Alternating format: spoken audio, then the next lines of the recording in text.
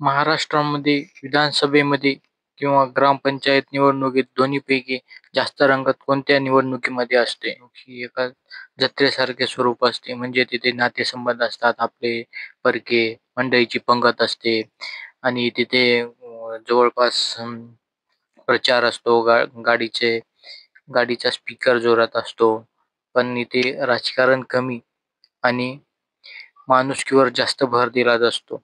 कारण ग्रामपंचायत जर निवडणूक ही अं, निवडणुकीपुरती असते, पण तिथे त्यांचं रिलेशन हे त्यांना आयुष्यभर जपावं लागते. पण विधानसभेची निवडणूक ही मोठी असते, म्हणजे तिथे मोठा पैसा असतो, मोठ्या खेळी असतात, मोठी पब्लिक असते, भाषणं तर त्याहूनही मोठे असतात.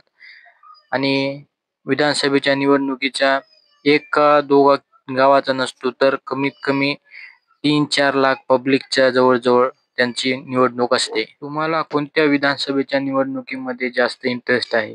म्हणजे ग्रामपंचायत निवडणूक की विधानसभेची निवडणूक?